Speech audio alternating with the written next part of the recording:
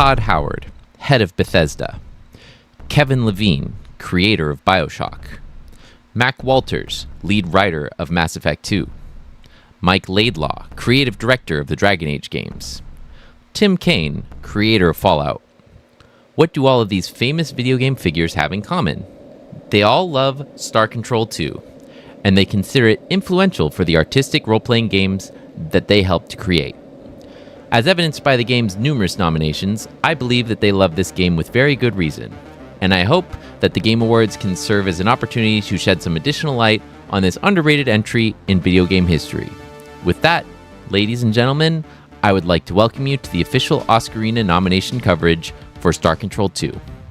Here with me tonight is my guest, Mitch. Mitch, thank you for joining me tonight. Happy to be here. Thanks for having me. Did you do a full-on playthrough? What did that look like? Yep, that's correct. I played the game with the Star Control 2 Urquan Masters Mega Mod on my Android phone using a Razer Kishi controller, and unfortunately, I at the time was a bit too technologically inept to download the voice acting or the 3DO soundtrack remixes, so I didn't quite have the fully true 3DO experience, but it was fairly close to it, and I also did some research afterwards to understand the minutia of what I missed out on. So pretty close to playing the 3DO thing to completion, and I also tend to be a pretty thorough player, so I was generally trying to poke around for all the dialogue options and so forth before I declared the game finished. So I just watched a playthrough of it. I didn't get through the whole thing. It was mostly kind of sparse.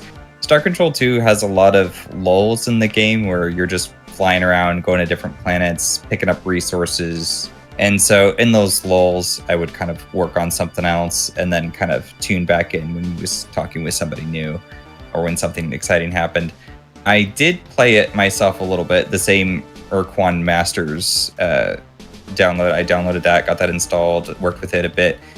I didn't connect as well with the game. I had real trouble adapting to the controls for some reason, which is really weird because this definitely is the kind of game that would be up my alley, but instead I'm going to get to hear all about it. So I think for this style of episode, I'm going to kind of let you talk, and then I'm going to draft up some notes as you go along and then chime in based on, my knowledge of watching the game, sampling it a little, and then just kind of what comes to me in the conversation. Sure, that sounds great. All right, so in that case, I'm going to kick us off with a summary. So, in Star Control 2, the human race and their alien allies have already lost to the menacing Urquan aliens. As a result, they are now all enslaved to the Urquan. You control a research team who returns to Earth with a powerful ship from the ancient alien race known as the Precursors. With this advanced ship, perhaps you have a chance to reunite the alien races and defeat the mighty Urquan Masters. The game involves you traveling across the galaxy to find alien races in order to convince them to join your cause, and hopefully acquire some other tools to aid you in your quest against the Urquan. The gameplay consists of harvesting resources from planets using a space lander, managing the spending of these resources to travel across space in order to find aliens or items that the aliens need, talking to aliens to try to convince them to join your cause, fighting space battles with aliens when diplomacy does not prevail. Star Control 2 was released in 1992 for MS-DOS and released with improvements in 1994 for the 3DO. Yeah, and as per our revised rules and the Oscarina guidelines, we can use versions that exist outside of the official release date, and so we are going to be using the 3DO version. The game was published by Accolade and Crystal Dynamics. The game was developed by Toys for Bob, with the lead developers being Fred Ford and Paul Ritchie III. Toys for Bob would later go on to develop the Skylanders series of games. Star Control 2 has a total of 6 nominations. It is nominated for Best Narrative Composition, Best Direction, Best Gameplay, Discovery and Expression, Best Original Score, Best Sound Atmosphere, and Best Pixel for 1992. And I just want to say, in that script, I love the when diplomacy does not prevail, because that's my favorite. I'm a huge Star Trek fan. And you always try to do the diplomatic thing, and then it doesn't prevail. And that's where the story gets exciting. Oh, for sure. I really appreciate the fact that, like, the game doesn't really punish you for doing diplomacy. So it's very much strongly nudging you to be the guy who tries talking it out with the aliens before battle happens. But that sort of makes the battle stakes a bit more raised, because it's like, we have our stakes, we have our positions, and you have yours, and they're fundamentally incompatible. So we must settle this with our fisticuffs. I mean, battleships. So, I love those kind of showdown of ideals battles. They really help raise the stakes and make them feel more meaningful. And I think Star Control 2 sort of guides you in that style of gameplay. Yeah, so why don't you actually use that as a jumping off point? Just let's get into the narrative, because I think knowing the story will really help give everybody a scope for this absolutely ambitious game. For sure. Star Control 2 has an effective narrative which predominantly revolves around mystery and science fiction, though there are also elements of comedy, horror, drama, and action as well. My top 5 aspects of Star Control 2's narrative showcase how the narrative is able to successfully accomplish an intriguing premise, an effective execution, and a satisfying end effect on my life. So, the alien races typically start with a human trait or emotion, but taken to the extreme, and then building culture, politics, history, and so on around that. This is pretty neat because it allows for a sort of psychological sci-fi, where the what-ifs of the alien societies reflect on parts of human nature more so than advances in technology. For the reason of them taking these human traits to the extreme, the aliens, in my opinion, don't really feel like humans with an odd face. They're kind of interesting in the sense that, interacting with them tends to be oftentimes fairly humorous, because, the way that they act is like, oh yeah, I know a guy like that, or oh yeah, I kind of think that way sometimes, and, when taken to extremes, you can kind of see how it's a bit preposterous. But at the same time, because while it seems a bit preposterous from our own from our own human thinking, they really do have a fairly well thought out and comprehensive method of running their society around this sort of crazy aspect. And so it's also taken seriously. It's not just humor for humor's sake. It's humor, but there's a point underlying it. And doesn't it translate to the way that you interact with them, or the way that you convince them to join your side? Yeah, that's true. Is true. that what you're getting at? Actually, can you elaborate what you mean by your question? Well, I'm just thinking of, certain alien races. I think there was one where you encounter and they're super skittish, and you just kind of have to persuade them that you mean them no harm or whatever. And it's funny, the things that they're saying and their perception of you, but it's indicative of where they're coming from. There's a lot of them that are resistant to, and they're like, oh, I don't want to fight the Urquan. We're just going to die. We need some convincing. And so you have to kind of go through that process. So is that what you were getting at? Just that it's... Yeah, well, I do think that the alien personalities, you're right that they do have a impact on how you go about convincing them. I'm more so just talking about they make for some interesting storytelling in general, because of the fact that while you're talking to these aliens, they'll say something that wow, that's ridiculous, but actually no, they really mean it. And and for that reason, you kind of get the mix of humor and serious, but also a lot of interesting questions about human psychology and things like that. And gotcha. Yeah, so I was more so referring to how that just makes for good storytelling in general. But you're right, though. This has an extra side effect of also enhancing the persuasion process of getting the aliens on your side. Because they have such odd ways of thinking, it makes the diplomacy rather tricky. Mm-hmm. Okay, yeah, continue. Conversing with the aliens usually presents the player with 2 to 4 response choices, which are often diverse, full of personality, and funny.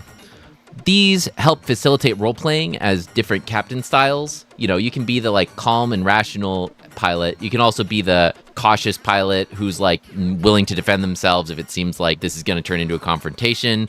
Or you can sometimes they'll just throw an option in there that's just pretty silly, and it's more there as for the people who are being a bit naughty as a captain, and they were just pushing the button to see what happens and stuff like that, which, mind you, still sort of fits into the jive of this, story, because, bottom line is you're bringing back this research ship, but you're part of a research team, and, while you hope that you will grow to the task of being a space captain, you're not exactly graduated from Star Trek Academy with all the proper diplomatic tools, so your character kind of has some room to be a little bit of a twerp at times in the interest of, having a funny joke or two. So aside from the benefits to role-playing different captain styles, these different response choices also help talking with the aliens feel like a real conversation, because of the fact that you're not just picking the Paragon option or the Renegade option each time. You actually have some of them that are just pretty out of left field, or there's only one of that kind of interaction with any aliens in the game. So it can go in all sorts of different directions depending on which alien you're talking to. Having response choices that are pretty diverse can also help your captain feel like a tangible character that exists in the world, which sort of helps improve immersion of the player.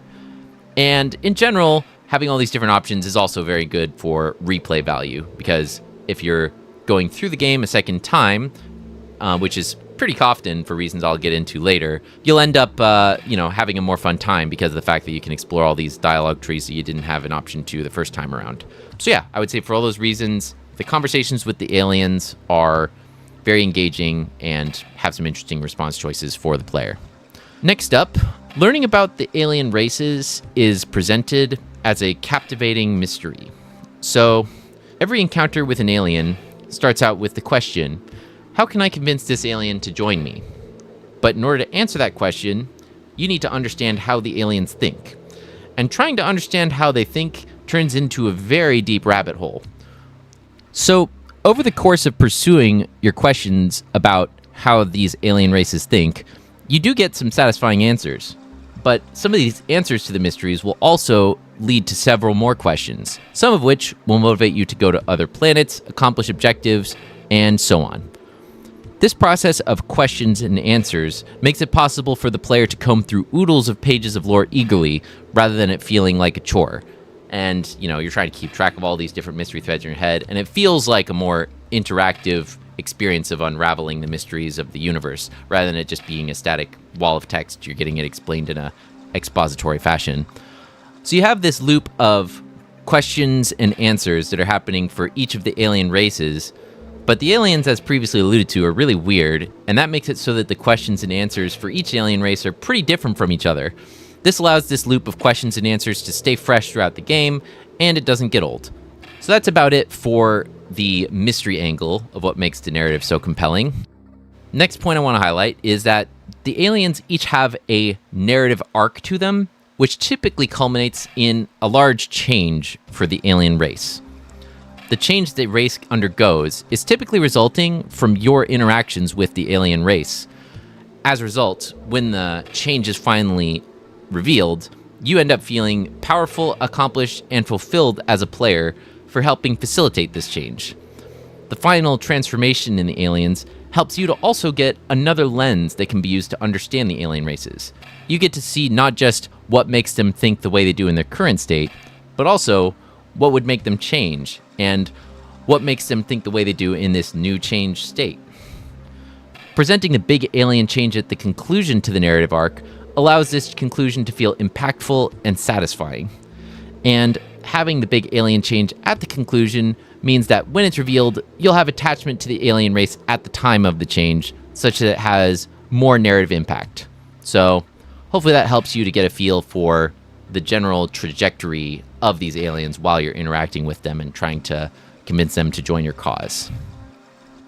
Finally, my last point about the Star Control 2 narrative is that the game allowed me to see different sides of various human traits that I hadn't really thought of before. I want to actually poke in here. So one of the kind of comments I had written down is that some of the characters are a little overly goofy for me.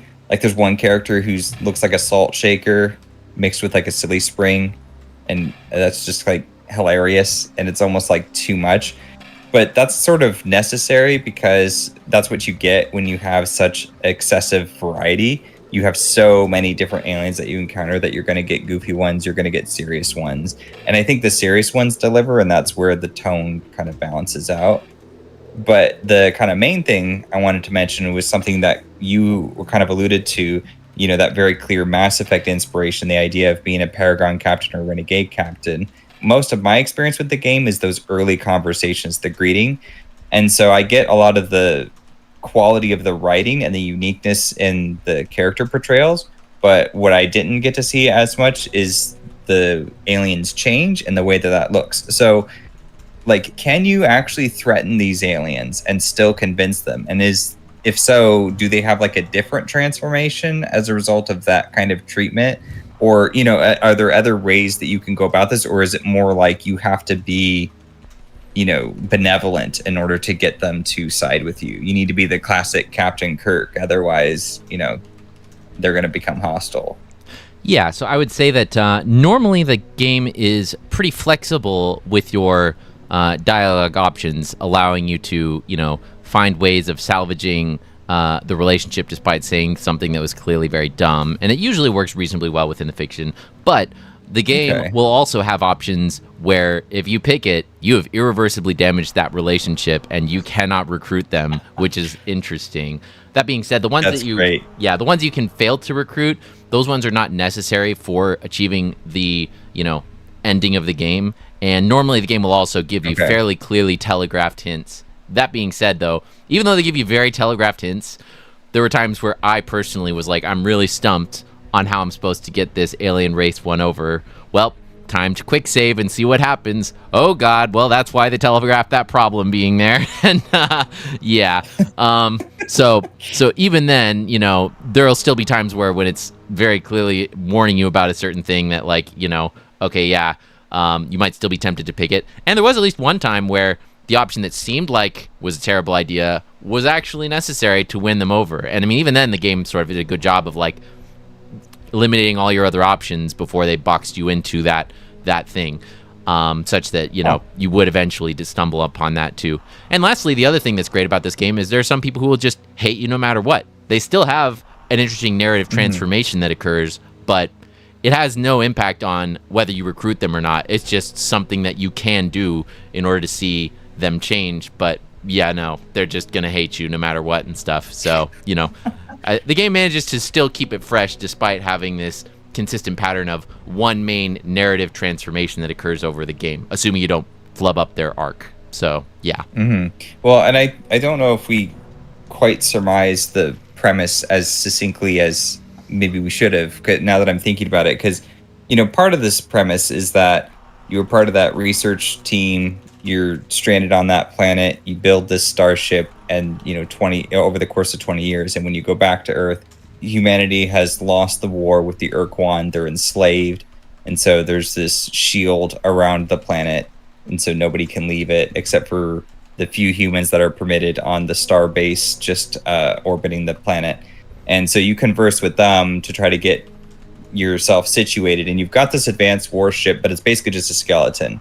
And you do encounter the Urquan periodically throughout, Urquan scouts or whatever, and they leave these really threatening conversations. There was one I remember seeing where he's basically just hovering over a pile of bones and it's all the victims that he's killed. And he has this offhanded comment that well, you might be able to join, assuming you don't get vaporized in the battle to come. And then he just starts blasting you in space. And so, they do deliver on the seriousness of the villains. I'm assuming the Urquan are not a species that you can ever really converse with in such a way as to get them on your side, right? Do you want me to give that as a minor narrative spoiler? If you consider it a spoiler, sure, but then you've been warned. Spoiler is on the way. Yeah, so I would say that they have a number of narrative options where you can try to convince them to your side, but you're right, they are all futile. They never are going to see things your way. They do still deliver some very interesting narrative choices when you try to converse and reason with them, but at the end of the day, it's all futile, which adds to that feeling of crushing, oppression from these guys and stuff like that, is that there's no reasoning with them. They're just this ominous, massive force that you've got to deal with. Yeah, so if you need a, for listeners, a modern equivalent would very much be Mass Effect, but take Mass Effect as if the Reapers, the sentient alien machines, just literally did take over the galaxy, and that is the end, and now it's the future, and you're trying to forge this rebellion to retaliate against them. It's a very cool premise, and I actually like that you can't convince the Urquan. I think, like you said, that adds more tension to the experience because they're this ever-present looming threat, and when you encounter them, at some point you're going to adopt the belief that, okay, I cannot reason with these guys. If I encounter them, I'm going to have to take it out with them, and you may not always be in a position to do that. So one species dedicated to being consistent tension, to be a consistent source of tension in the game, I think it's a good thing for the story.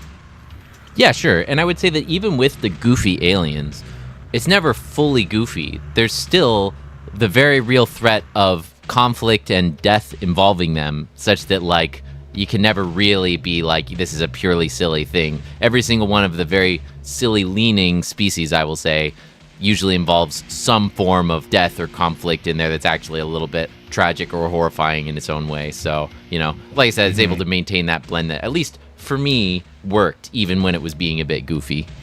Yeah, it does seem reminiscent of, you know, Star Trek, but original Star Trek, you know, Kirk and Spock, that kind of scenario where they're encountering all sorts of weird, interesting aliens and having these dilemmas that come about as a result of that. So, So what were your kind of final thoughts on narrative? Sure. So the final thought I have as far as Star Control 2's narrative being good is that the game allowed me to see different sides of various human traits that I hadn't really thought of before. The anxious aliens, the depressed aliens, and the naive hippie aliens end up getting to be heroes who save the day and prove immensely capable and useful, believe it or not. And in all three cases, the aliens succeed not just despite their defining traits, but because their defining traits end up actually being beneficial and useful under certain sets of circumstances. Even the aliens that have traits that do lead to mostly harmful actions often have interesting, thought-provoking reasons that lie behind them. And understanding these reasons can help to mitigate these harmful behaviors. As a result, the game encourages players to try and empathize and understand the unusual aspects of human nature instead of rejecting them as foreign or inferior. And that's sort of the big takeaway that I sort of had with Star Control 2's narrative. While being a very entertaining romp in its own right, it actually did still leave me with some stuff to chew on and reflect on afterwards, which, you know, that's what all good art is all about, in my opinion. Yeah, and just to kind of add to the actual quality of the writing, I think is really top-notch. The aliens feel very distinct when you talk to them. Even the human character you interact with on the space station, he's nicely written. And I love the villain aliens. I love their dialogue about, like, humans are weak prey animals. And you can tell the voice actors just get really, really into it. So it's definitely a huge showcase for just top-notch storytelling all around. Yeah, actually, as a fun little aside, I didn't quite make my top 5 points for narrative, but it's since we mentioned it and it's relevant. So we had the way that Star Control 2's development worked is there were 2 full-time developers on for the entire project, which being Fred Ford and Paul Ritchie. But the thing is that Fred Ford happens to be a very extroverted, charismatic leader, and as a result, he has a lot of friends in the game industry and in general. And so, while he was able to sort of sketch out a skeleton for a lot of these aliens and sort of get an idea for what they're going to be in the broad sense, he actually brought on many of his friends to just come on and flesh out one of the alien dialogues. And as a result, that also helps to contribute to the aliens feeling really different and interesting. And some of these writers came from unusual places. In fact, one of the writers for one of the alien races happens to be, I believe, the drummer for the band which made the hit 70s song, I Think We're Alone Now. So, you know, and he happens to just have a big ambition for writing, and turns out he ended up being really good at it. So when given the opportunity by his buddy, then it happened to work out fairly well. I imagine that a certain amount of this diverse, you know, collaboration probably worked so well because of the fact that Fred and Paul were the quality control overseeing it, and they were sort of gauging, you know, the stuff that stays and stuff that's not. But whatever the case, you know, the collaboration between all these different folks ended up making a very interesting narrative that sort of has all these really weird and diverse aliens, which is pretty cool. Yeah, that's a really interesting point, and it definitely measures up with some of the other ideas in terms of their leadership and their whole, I guess, pedagogy for how they ran the development of this project. But I don't want to lead into spoilers, so why don't you take us into our next category then? Yeah, so for the next segment of our video, I'd like to talk about both best direction and best discovery and expression at the same time. Because with Star Control 2, the discovery happens to be very well linked in with the direction of Star Control 2. So I feel like it's, you know, since it's a good idea. Yeah, since they're so inextricably linked, I'm going to just talk about both of them at the same time. So, okay, let's do it. So, the game has, in my opinion, a very good introduction, which gets the player hooked in the areas of both exploration and the narrative. So, in the 3DO game, a pretty good 3D cutscene plays out, which includes much more detailed models of your ships and the worlds, while they explain the basic history of the conflict with the Urquan and your discovery of the advanced alien ship. Seeing all of these weird alien designs raises all sorts of questions. What do the ships do? What alien races pilot them? How do we beat them? And so on. It also encourages the player to imagine a more fully fleshed out universe than what is presented by the more limited graphics during the rest of the game. After this cutscene, you engage in a strictly linear sequence of steps which teach you the basics of the game. The basics of gameplay are not that extensive, so you'll probably be done with the tutorial in maybe 30 to 60 minutes. Overall, it gets you to open-ended exploring reasonably quickly. Despite being a tutorial, however, it is very well integrated into interesting storytelling. During the tutorial, you are discovered by the Urquan, you save the Earth orbital station from death, you fight your first alien battle, you discover the mystery of what happened to the aliens on the moon, and you convince the humans in the orbital station to join your cause. Pretty impressive, in my opinion.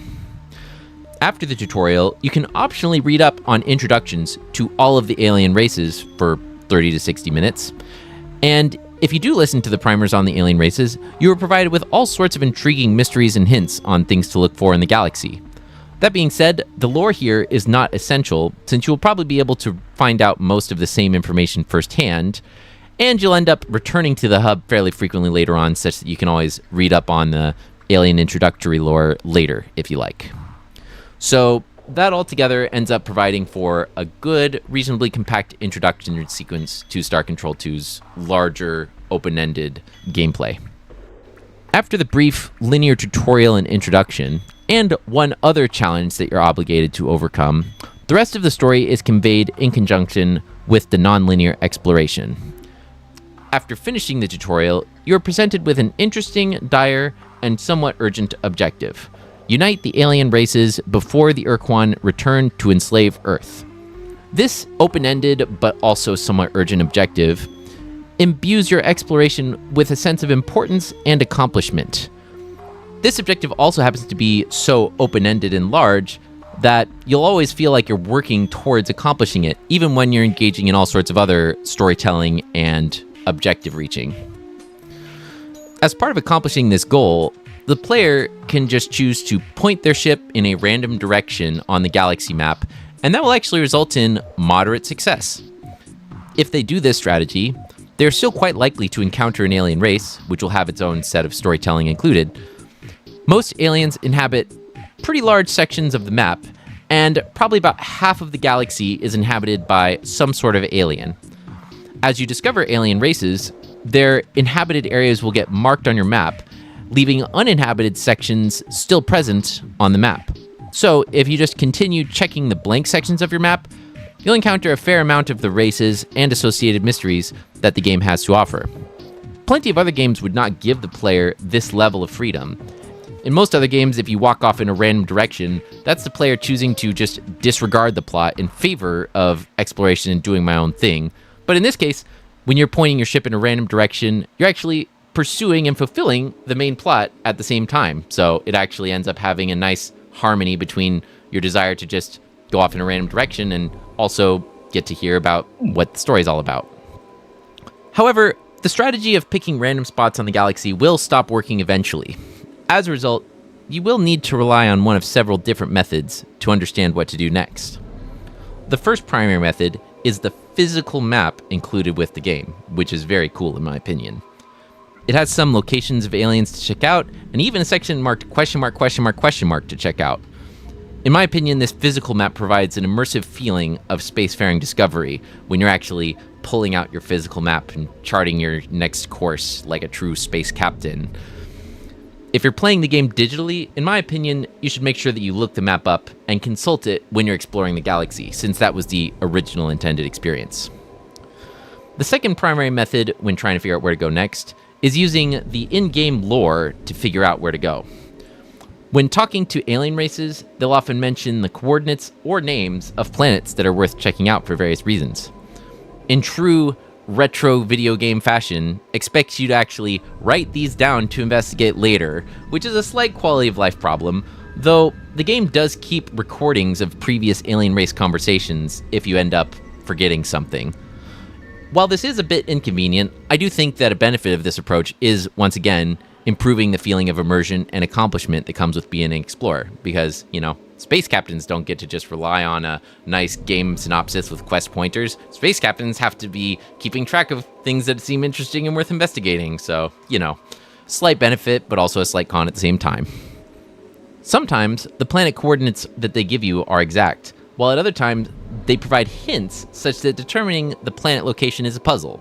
For example, they might explain that there are odd events happening in a certain direction from where their planet is, or they might tell you to investigate a planet in a particular region of space. So overall, this method of relying on the in-game lore to check where you're supposed to go next, that's the primary way that you're going to be figuring out where you're supposed to go, and as a result, the exploration ends up being a very nice integration of storytelling and exploration. The exploration hints act as a reward for players paying attention to the storytelling and pursuing unusual dialogue options. This encourages the player to be more invested in the discussions with the aliens, since they could provide an exploration hint at any moment. And the conveyance of these hints through dialogue with the aliens means that while you're pursuing exploration and plot or questline advancement, you're also getting interesting storytelling along the way.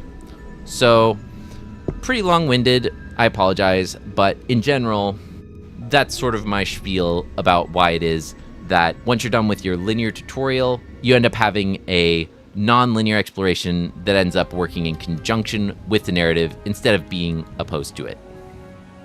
Okay. The gameplay discovery elements, discovery and expression, there's discovery in the sense that you get to go to different planets and encounter different aliens. And yeah, the planets are more or less like you just land and collect some minerals, but sometimes you find little bases or things, and then you get a report from the shore party and they will explain something going on to you. So there's discovery elements there. You can talk to alien races and discovering that, they exist, and your relationship with them is going to develop over time. And so that's like another discovery element. It's expression because you get to choose different dialogue options, like we talked about before. You decide what kind of starship captain you're going to be, and so you have that method of control as well. The direction element comes into play in the sense that all of these things are kind of happening together. It's a game that is not monotonous. A game that would be monotonous is something like a beat 'em up. And I like beat 'em ups as much as the next person, but after about 45, 50 minutes, especially if I'm playing by myself, I'm done. I don't want to play anymore because it's the same thing over and over and over, and I get kind of tired from doing that. So if you're going to be a long story game, the same principle holds true. If it's nothing but narrative, this is why I don't like walking sims, is that it's just narrative and you just move forward. There's nothing else to change up what you're doing. Whereas here, you get to explore planets, you get to talk to aliens, you get to be diplomatic, you get to partake in space battles, and you get to sort of see these relationships develop over time. And the fact that these things are all separate, and they don't even necessarily need to be super strong in their own right. The only one that's maybe a little less interesting is when you dive down on planets and kind of move the rover around. I mean, they do have certain planets that are hostile, like there's lightning or lava pits or some things like that you have to avoid.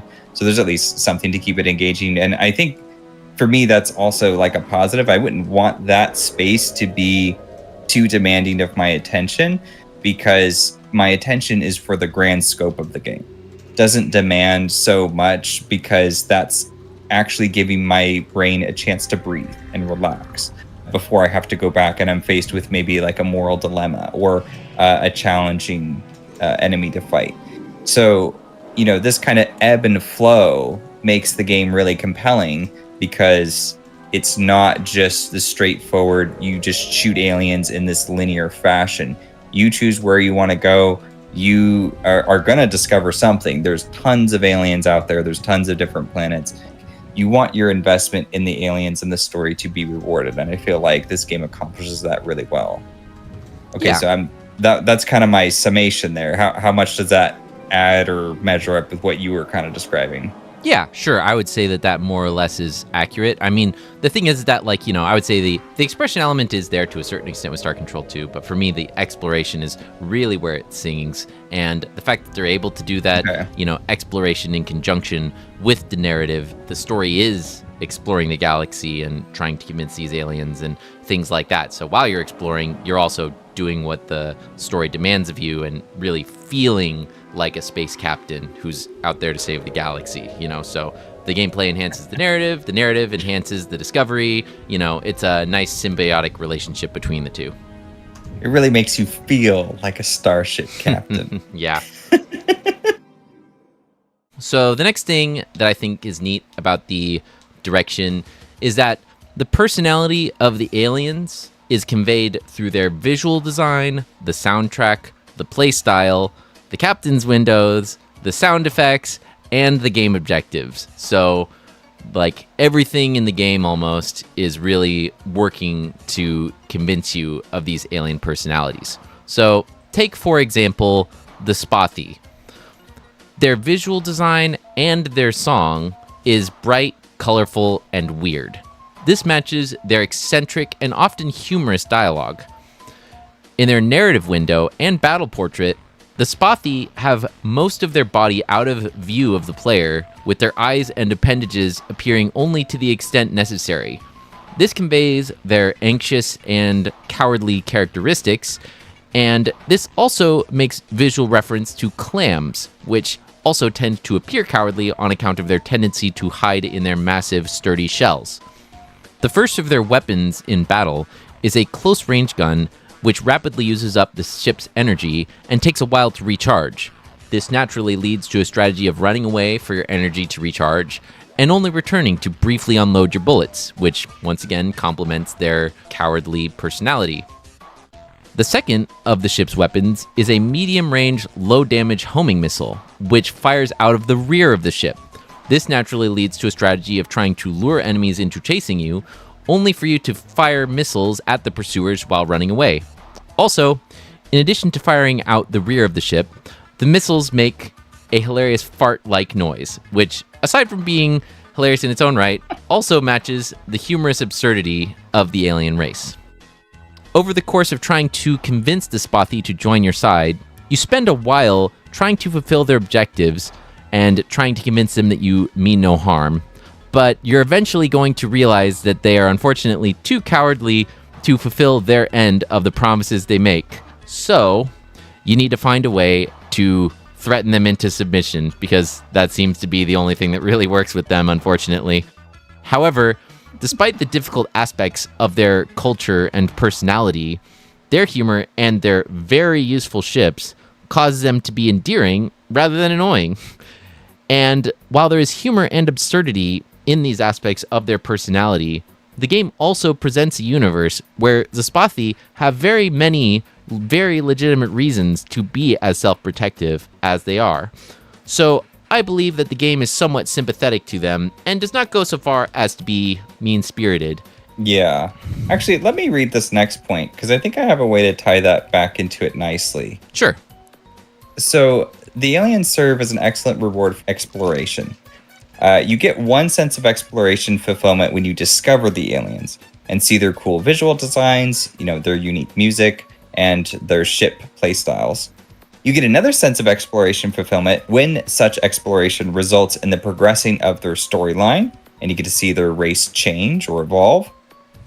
And then you get yet another sense of exploration fulfillment when you recruit an alien race to your cause, and you get to pilot their alien ship as part of your fleet. And so what I like so much about this is that one sense of exploration builds on top of another, layered and intricate. It's not just a one-off, because it would be very easy to just throw in a one-off encounter with an alien that doesn't go anywhere or mean anything, and then it just fizzles out. But to actually use that as an integral part of the story, and then it becomes gameplay mechanics when you can pilot their ships. And I think that's also where some of the empathy comes in that you're describing, where if you get to pilot their ships, you're sort of getting a sense for how they participate in these space battles. And the Spothy just making the poop sounds. It's like it's their junk, right? They like crush junk or debris and then shoot that out of their ships. That's what they're doing, right? Well, I don't know, because the things that shoot out the back of the ship are homing, so I sort of expected they were missiles. But I suppose it's possible that they were junk and they just equipped them with magnets or something that would attract them towards the other enemy ships.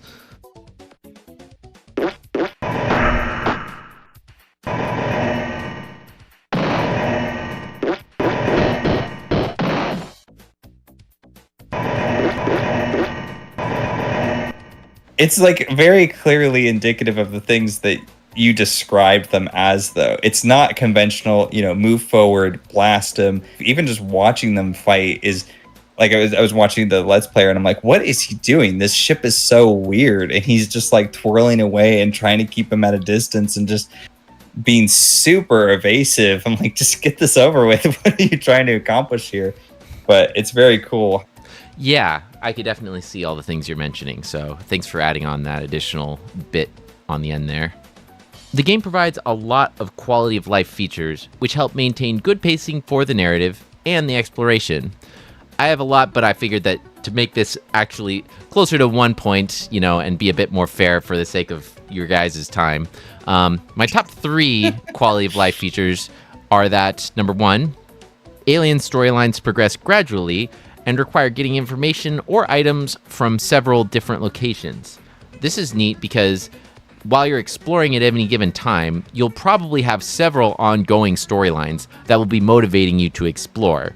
You'll know that since you've got, several unfinished storylines going on, at any given planet, you might discover, oh, that's what this thing is for, or, oh, this is what I needed in order to accomplish this objective. So the slowly unfurling storylines help improve the discovery in that aspect.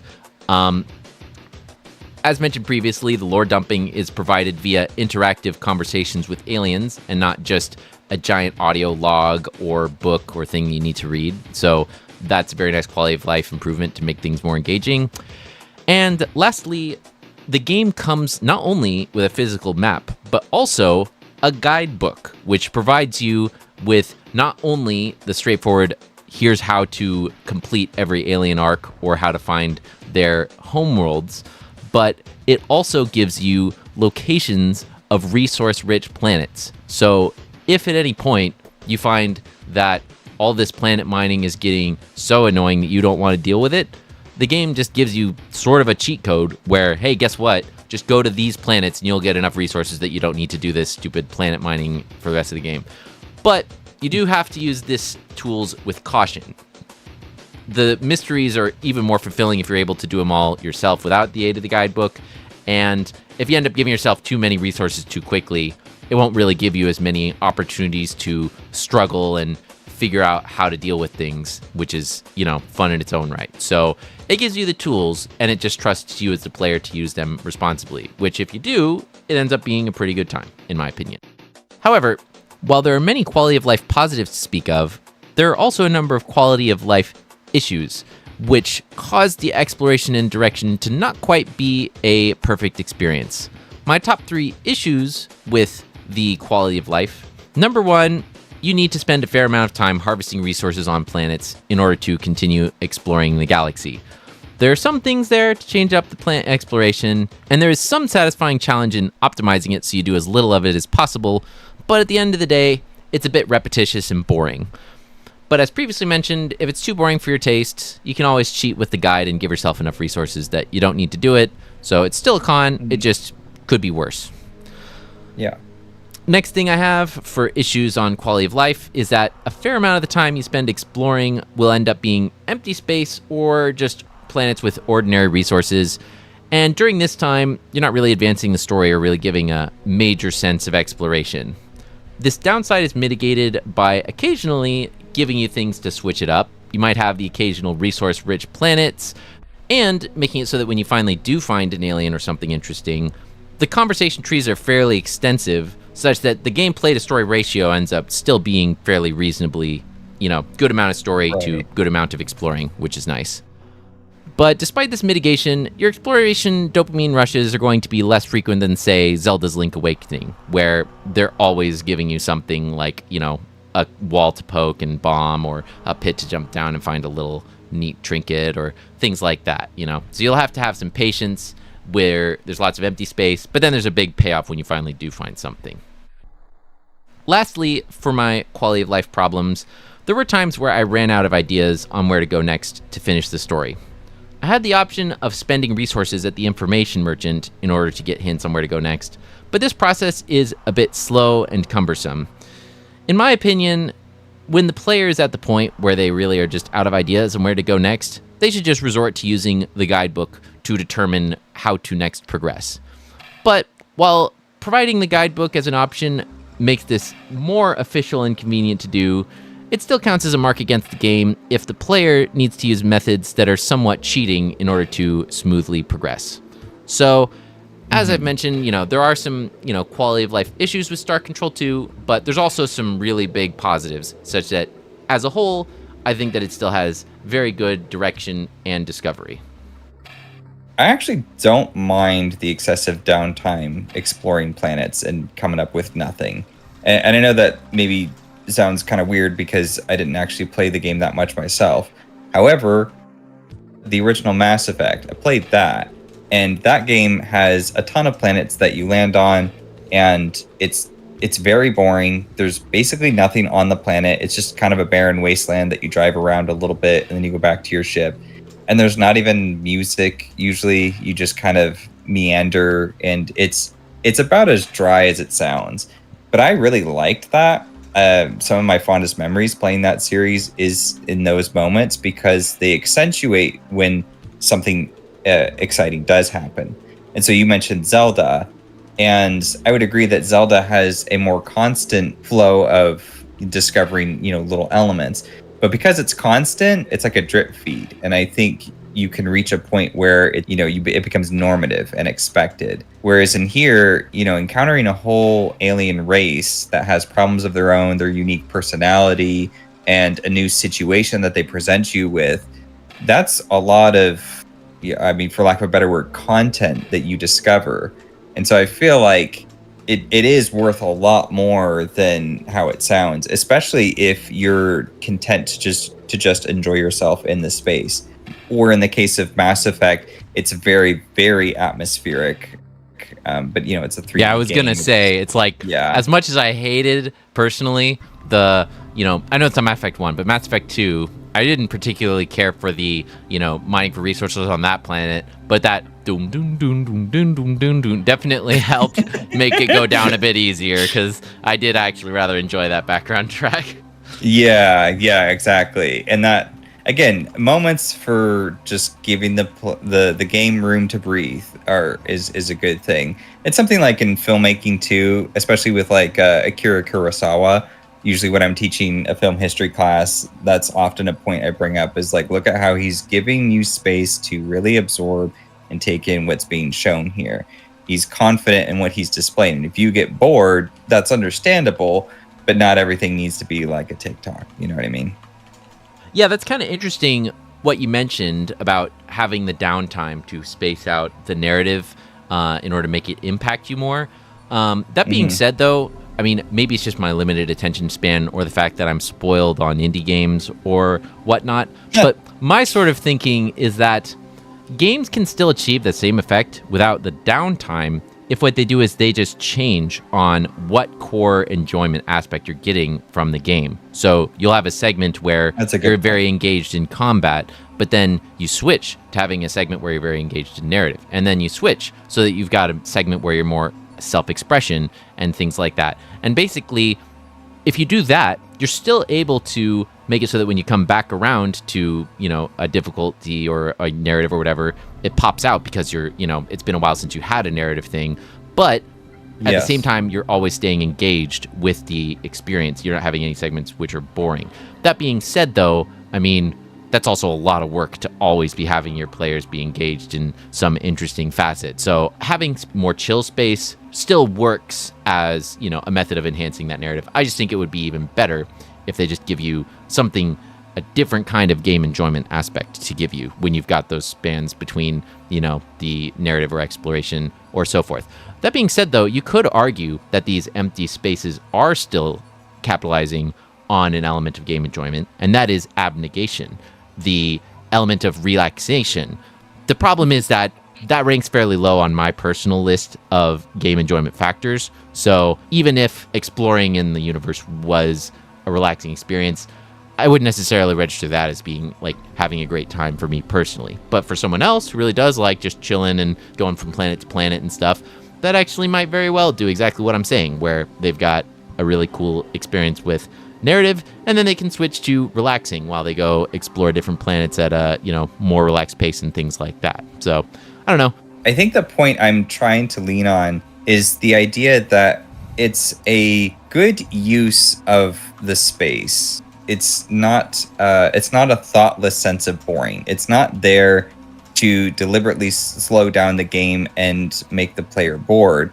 It's there to hopefully accumulate enough trust with the player that it becomes a reprieve from the other things that they're doing, and so that those other things become genuine highlights. The finale of a TV show is really impactful in part because you have a lot of slow stuff leading up to that finale. In order to sell the idea that you are a ship captain and you're exploring the galaxy and you're encountering all these new and alien things, it's somewhat necessary to have, I would argue, to have this kind of quieter spaces that exist. There would be days on board the ship where it's kind of a slower day. You just drove from place to place, or you flew from place to place, and then you went down to a planet, collected some resources, and that was it. That would happen in your everyday trip on a starship. Yeah, that makes sense. And I definitely think that you can have science fiction stories that work well with the quieter, more mundane, or more relaxing segments of space exploration. But I would argue that this is not strictly necessary to make a sci-fi story of this sort work. Like, to provide an example, albeit one that's very silly, I don't believe that the original Star Trek needed to have 20 minutes of them just going through empty space before the encounter with the alien starts and they actually start doing stuff and whatnot. I think that you can kind of cut that out and it still works reasonably well. I think that these downtime segments subtract more than they add for me personally as a player, but for other players, It may actually be the opposite. It might be that they would, have much more added to the experience by having these downtime segments, and that if it was removed, then they would have a worse time. And who knows? Maybe I would have a worse time too if that was the case, because I'm operating off of hypotheticals and I'm, haven't actually tried playing it and such. So yeah, not sure. Just sort of explaining my own, subjective experience of this art form, how it worked for me personally. It's a really important point to highlight, and I'm glad that you brought it up. If we're okay to kind of segue a little bit off of that, the other point I wanted to mention in terms of the variety, and this, I guess, sort of ties into this as a potential option that they could have done to break up the monotony of just the slower paced moments of the game. And maybe it does actually exist in the game, and you'll have to tell me if it does. But it would be nice to see some aliens that are truly alien. And I mean alien. Because at the end of the day, and I know the aliens are commendable in this game, I definitely feel that sense. But when people describe them as being truly alien, my mind goes, well, I was still able to have a conversation with them. And so they already feel kind of human to me, just based on that alone. And one of the things I really love about Metroid games is that's like one of the rare series where your encounters with aliens is pretty alien. Like, the aliens are pretty much just like animals, or these kind of weird abominations that move around, and their sentience is like constantly in question. And the focus is not on having this kind of diplomatic discourse with them. Sometimes you get that like a little bit, but not really. And that very much creates an atmosphere, like people talk about Metroid being very much a feeling of isolation. And that makes sense because you just can't relate to anything around you. And so, if they had some aliens like that, like maybe you drop down on a planet and then the shore party leaves a report about some kind of weird plant or some kind of creature they discover, and there's a report of something about it, that might be, interesting lore, or maybe you can interact with it in some way, but it wouldn't be in the conventional dialogue exchange. You kind of see where I'm going with this? Yeah, and I would say that while there could be fiction of other sorts that have aliens that are even weirder, I personally found interacting with the Ors and the Mycon to be probably the most weird alien experiences I've ever experienced in fiction personally.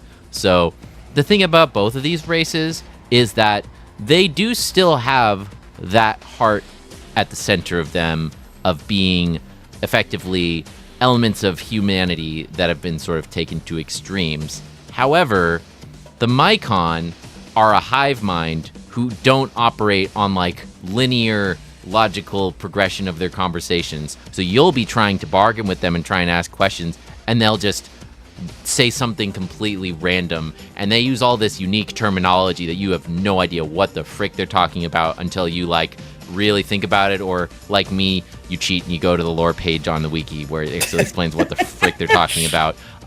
So the Mycon are the ones who are just talking in vague but also kind of evocative terms and sort of talk about how there's, their children are passing on their own memories and, what's going on in other segments of their hive mind and such.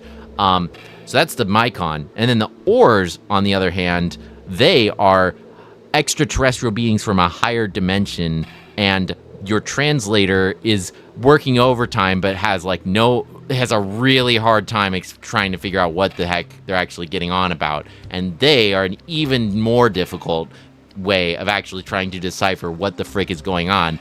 And at the same time with the Ors, you have certain things you can do that can permanently ruin your interactions with them. So you better be trying to figure out what it is that they're getting on about, because if you're wrong, oops, oh no, they're all trying to kill you now. Whoa.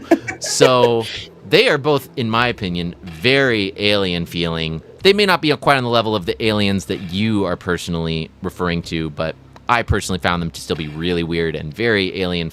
That being said, they do still have, once you finally figure it out, a way of thinking that is vaguely human in nature. So, make of that what you will. Well, let me scale back my criticism a little bit by saying that it needs to be something that fits within Star Control 2 and the priorities of this own universe. If they tried to go for like a Metroid atmosphere just out of nowhere, that could lead to a potential tone shift that just is not gonna fly, and it would be strange in an uncomfortable and unpleasant way.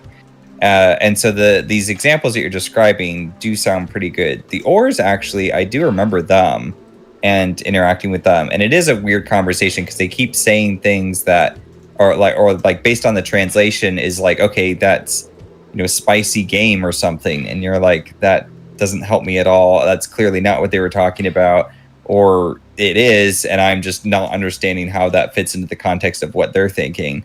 So it is weird, but it definitely didn't strike me, at least not initially, as like, whoa, this is some crazy thing that I'm interacting with and I don't know how to deal with it. That's probably just my standard being very high, though. Yeah, no, that's perfectly fair. Well, we should probably move on from this particular point, but I feel like that was a pretty good breakdown of what I think is possibly its strongest elements, is that the gameplay discovery and expression and the direction of the game. So sure, the next nomination category I'd like to talk about regarding Star Control 2 is Best Original Score. So the first point I have about Best Original Score is the soundtrack covers your good standard bases for a space exploration game. You have your exciting exploration with the hyperspace song.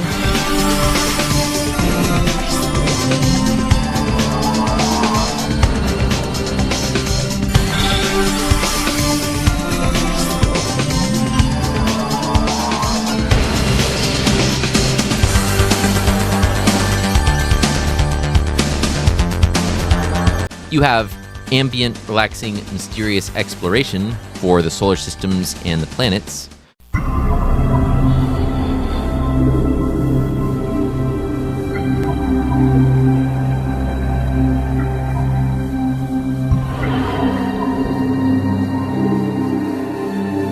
You have intense focusing music for ship customization while you figure out the best way to outfit your crew.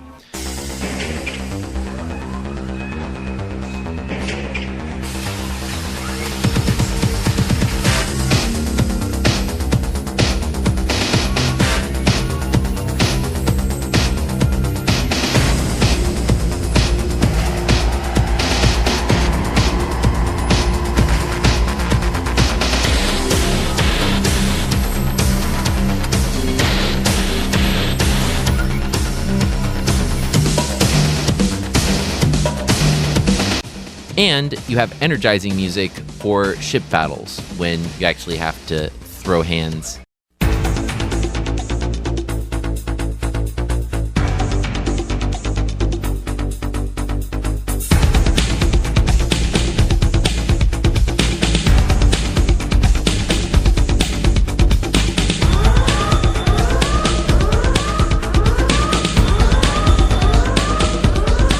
However, in my opinion, the true star of the show for the soundtrack are the theme songs written for the various aliens.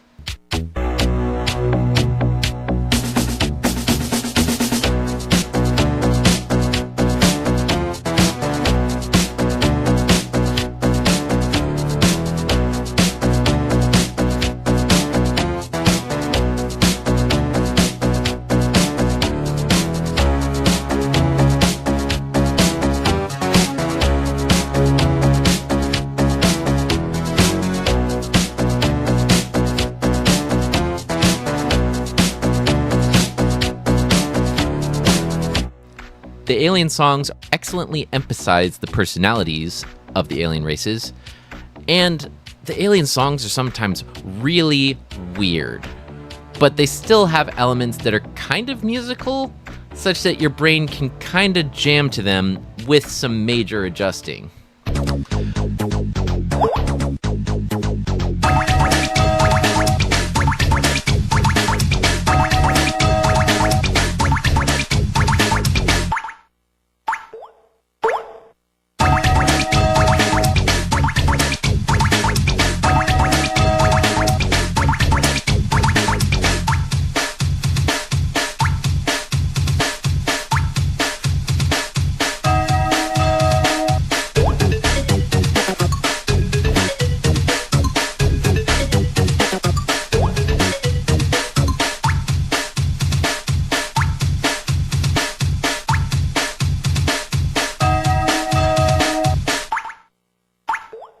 So I mentioned earlier how Paul Ritchie and his large network of friends the narrative was written not only with the primary two developers, but also with their extended group of friends.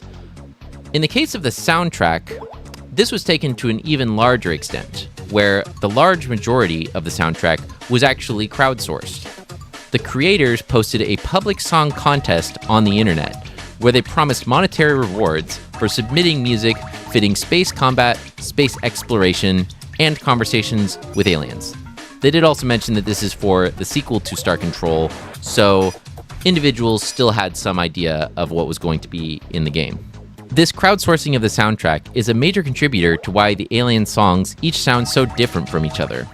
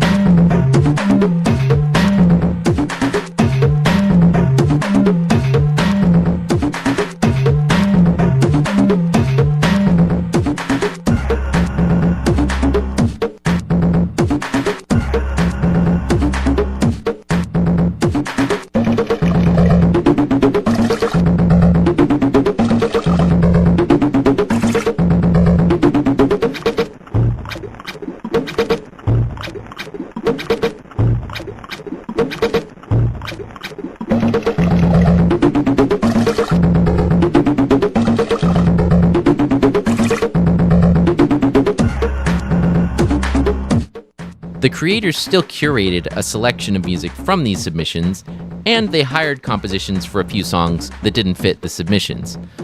As a result, the soundtrack is still able to have cohesion and synergy with the alien personalities and the gameplay. And the last little tidbit about the original score that is cool is that when you beat an enemy in battle with an alien race, each alien race has a cute 5-second or so jingle that plays when they win a battle, which once again reflects their personality. So a nice little unique victory theme that makes you feel nice and victorious with your little alien friend. Yeah, that's such a cool thing that they did that. I'm like, what a inspiring and just interesting way to build up the game experience. The idea of hiring their friends to write out the dialogue and then do the voices for these characters, and then to kind of extend that into the music and just have a contest and have people just come up with ideas, just let their imagination run crazy. I think that very much fits the vibe and the general guidance of the project as a whole, because if you think about it, they want, each encounter to be memorable and unique. And what better way to do that than to recognize that you have your own limitations. You're only so creative, or at least only so creative within the span of the production schedule, right? And so by getting someone else to offer up a little bit of their ideas to the space can really fill in that gap. So yeah, I think that aspect of the music is quite ingenious. It's a great score too. It's very unusual. There's a lot of quirky sounds and instrumentation that you wouldn't think to expect. And if you listen to it in isolation, just with no context, it would probably be kind of jarring in a lot of tracks, especially the alien themes. I'd imagine would be like, oh, what is this? What am I getting? I mean, that was kind of my gut instinct when I first heard it. And then you match it with the game, and it just fits so smoothly with the experience you're getting, because you're encountering an alien. They're a strange species, and you don't know them, and everything about them is, unique. And so the fact that the music reflects that, I think, was super important for helping convey that encounter. Mm-hmm. So the next category that I'd like to talk about is the sound atmosphere in Star Control 2. The sound atmosphere contains appropriately space-themed sound effects when you're navigating menus and performing space exploration. However, in my opinion, the sound atmosphere shines best with the space battles. The sound effects are impactful, satisfying, and often quite alien-sounding, and the sound effects, once again, match the personality of the aliens quite well. My explanation on sound atmosphere is rather brief because I figure it's better to let the sound effects speak for themselves. I mean, what more do you need to say other than fart torpedoes? Heck right? Yeah.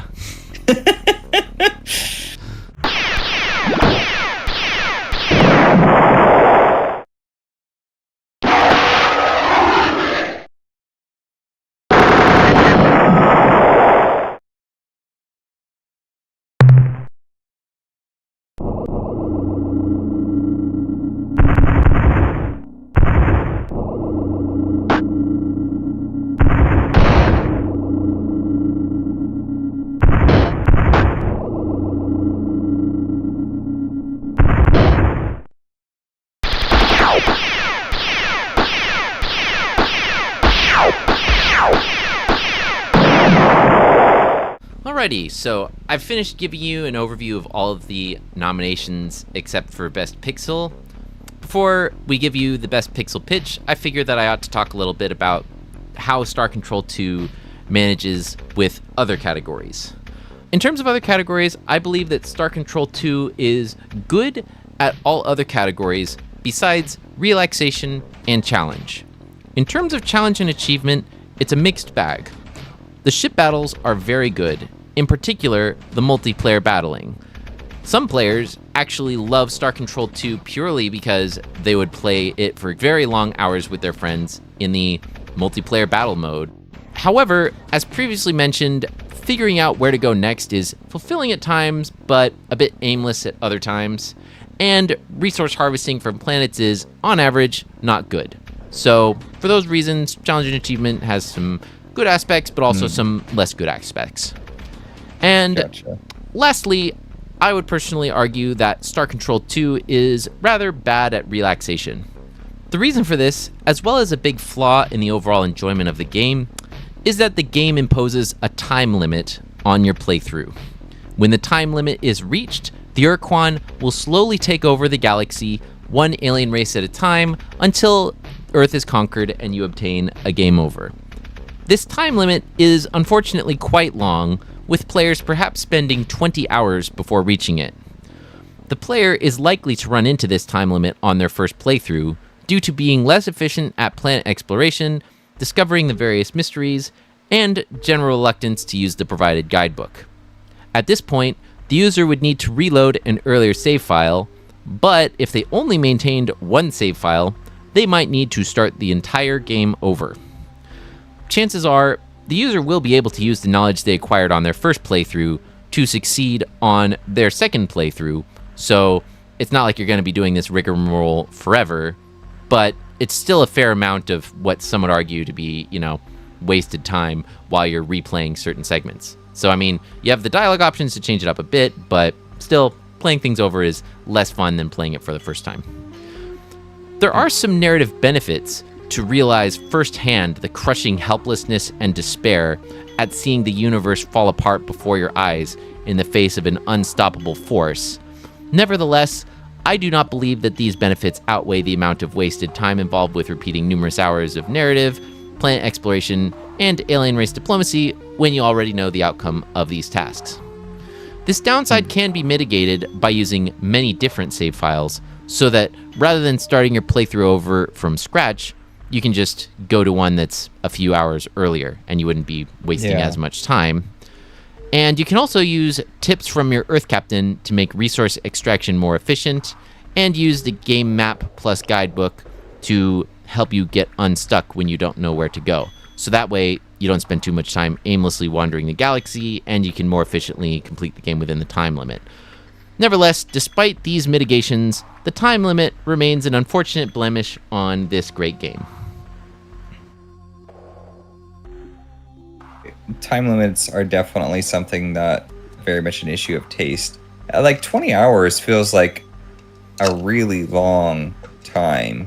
I guess there's this conflict of having to redo things, but oftentimes I find that's not really an issue. For example, I was doing a second playthrough of Elden Ring, and the amount of time it took me to clear 2 of the main, sort of big map areas it's not even a fraction of how long it took me the first time I played through it. When I first played through it, it was like 3 weeks I was on this location, and in the second playthrough, it was like 3 days, and that's not even an exaggeration.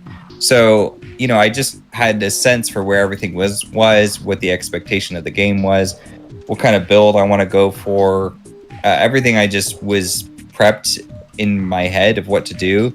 So I imagine that the time becomes much, much less of an issue. That's the thing with time limits in general, is especially in a large scale, once you know what you're doing, it's not an issue. But I do agree with the sentiment that if you get hit and you get a game over, that's a little frustrating, perhaps maybe more than a little frustrating, because it does mean that you have to redo it. But honestly, I'm all for it. I think that's cool. I think that's interesting that the game has the gall to go out and say, no, you took too long. We said there was an alien race and they're out to enslave the galaxy. You needed to take that threat more seriously. And sure, maybe they were doing their best, but it does mean that the threat is real, and it adds credibility to the conflict in the world that would otherwise, I think, be missed. So it's good to bring up, because I do think that will factor into everyone's individual evaluation of it. Yep, all good points, I would say. So Star Control 2 is a rare example of a game that manages to be well-rounded at accomplishing many different gaming goals, while also having large amounts of ambition, creativity, and an X factor. In my opinion, it's most... Okay, wait. This isn't my opinion.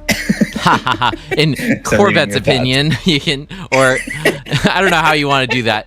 I don't know. I might just leave that in, because I'm reading your script and then I'm like, oh wait. All right, I got it. Thank you. You're welcome. Its most noteworthy achievement is its ability to excellently combine a strong narrative with non-linear open-world exploration. If you can tolerate the time limit and occasionally rely on the guidebook when you don't know where to go or what to do, then it's a strong recommendation. As previously mentioned, the game that was reviewed for our award show was the 3DO port from 1994. However, the version that we recommend playing is the fan-made project, the Urquan Masters Megamod. You can download it and play it yourself, and it comes with all sorts of features to use the 3DO remixes, voice acting, and visual settings, all of that jazz. And if the arguments presented here have sounded appealing to you, you should know that the original creators of Star Control 2 are back to create a new Star Control game called Freestar's Children of Infinity, which is currently on Kickstarter. With 30 years to acquire industry experience, a great deal of fans willing to volunteer, new story ideas, and a fully cooperative campaign, we've got high hopes that it will be great and well worth your time and money. That's kind of our rundown for some of the background information about the game. What about like merits for Best Pixel? Is there anything you want to kind of say or be like explaining like where the artistry is at, where the ambition is at, and where the kind of scale of the project comes into focus? And I guess I would say those are probably the kind of three pillars that it's going to lean on as it goes into that Best Pixel running. Well, I could, but do you suppose that might provide a certain amount of spoilers for people who want to stay at the edge of their seat, learning, where they get to see what the awards are at the end of the day and such? I mean, that's up to you. Answer the question, I guess, at your leisure, or don't answer it at all. I'll take whatever you have. Okay, potentially hint at. Yeah, well, I figured that our game script is very long as is, so, trying to stick to only what's strictly necessary. But I think that all of my main or most important thoughts we've covered during this video.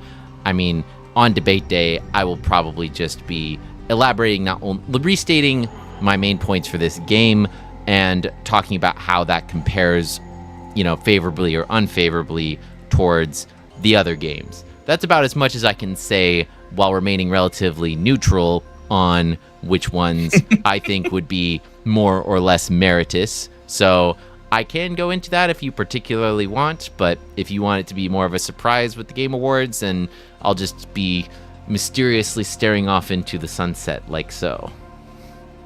Yeah, maybe just mysteriously stare off into the sunset, because I don't want you to kind of spoil all that. But if you could kind of, what was your overall impression of the game? Like, did you have fun with it? Overall, did you like it? I don't know. Is me saying that I had fun or liked it too much of a spoiler? Just kidding. It was very fun, and I did indeed like it. I will say I at least liked it, at the very least, to remain as mysterious as possible. All right, well, that's probably all I'm going to be able to get from you in terms of a response on that one. So, yeah, that's our breakdown of Star Control 2. And if Star Control 2 wins Best Pixel, it will honor the impact of one of the most ambitious games of the era, whose scope exceeded its vision, and its vision exceeded the limits of historical constraints.